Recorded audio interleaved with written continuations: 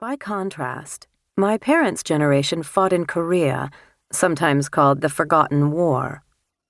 Time magazine referred to the silent generation as a collective, quiet, still flame. My parents were rarely still and never quiet. I spent a lot of time separating what truly happened from family lore and legend. Not always an easy task. It's tricky working off memory, especially when writing from many people's versions of long-ago events.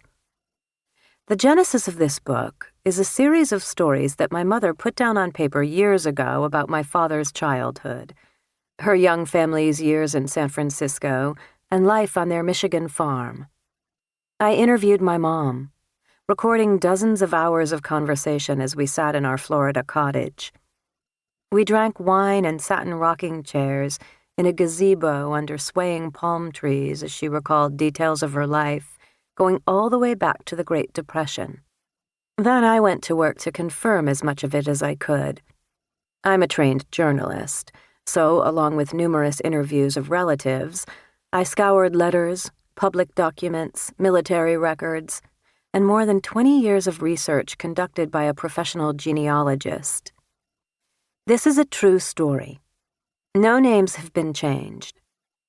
My cousins are really named Larry and Gary.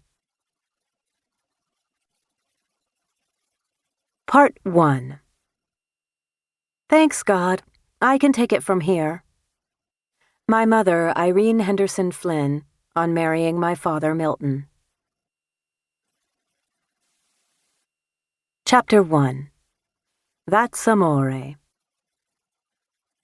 "Hey, Milt," Uncle Clyde said, calling long distance. "What do you know about pizza?" With that, my parents sold all their furniture and stuffed the rest of their belongings and 3 toddlers into the back of their 1954 Chevy Bel Air and headed to my Irish uncle's Italian restaurant in San Francisco. Dad was Irish-American. Mom was Swedish-American. Neither of them knew anything about Italian cuisine. They didn't care. "So what if we didn't know anything about the food?" Mom says. We both believed that life should always be an adventure. My mother, Irene Henderson Flinn, just 24, was a pretty, shy brunette with a klutzy streak who favored those bat-wing glasses so popular in the 1950s. She was heavily pregnant, nearly 5 months along with her 4th child. My father, Milton, was a 27-year-old recent college grad and Korean War veteran who had sold life insurance until a major recession swept the country.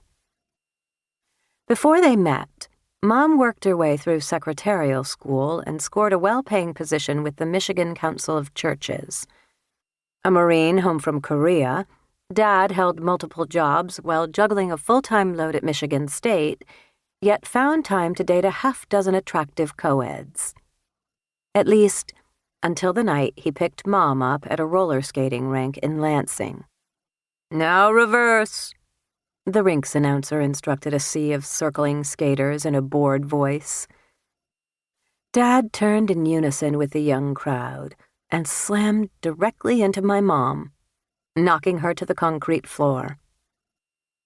As he knelt to help her up, Mom took his hands, struck by his chiseled good looks and solid build. A bit like Charlton Heston, she thought.